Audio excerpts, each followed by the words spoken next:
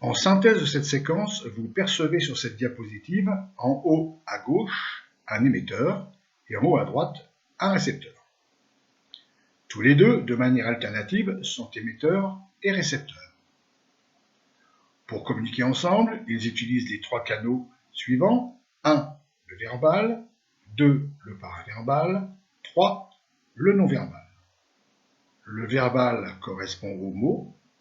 Le paraverbal correspond à la voix et ses variantes. Le non-verbal correspond, lui, aux attitudes, comportements. La partie émergée de l'iceberg, la plus faible, impacte à hauteur de 7% en face à face et 18% au téléphone sur l'interlocuteur.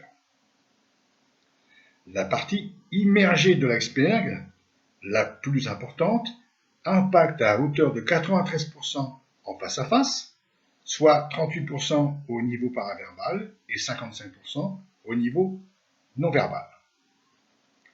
La partie immergée de l'iceberg la plus importante impacte à hauteur de 82% au téléphone, puisque, a priori, je ne peux pas percevoir de comportement au téléphone, même si on dit que le sourire s'entend.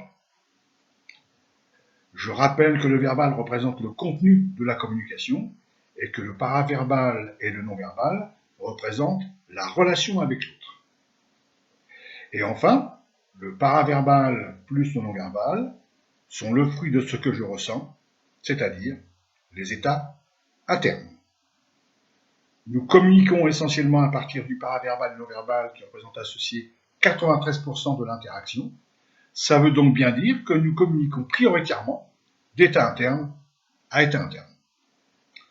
Faisons donc en sorte de soigner nos états internes et pouvoir ainsi engager des relations gagnant-gagnant.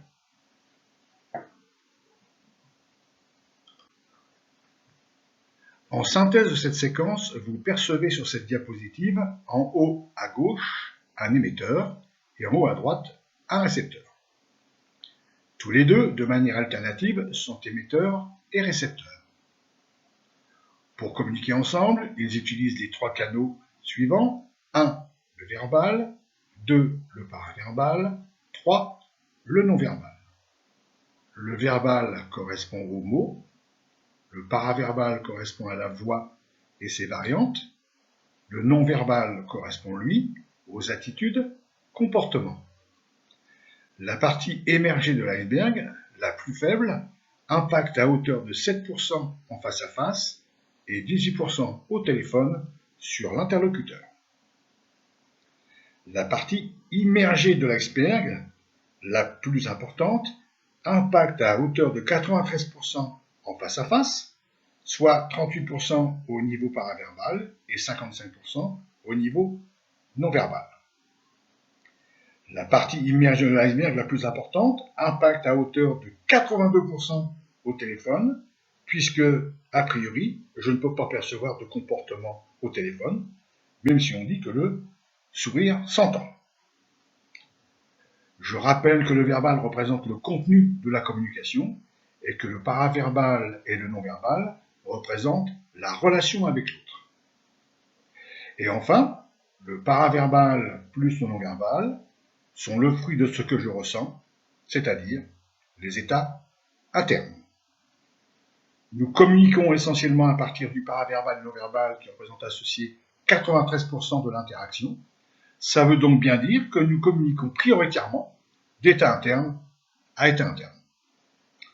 Faisons donc en sorte de soigner nos états internes et pouvoir ainsi engager des relations gagnant-gagnant.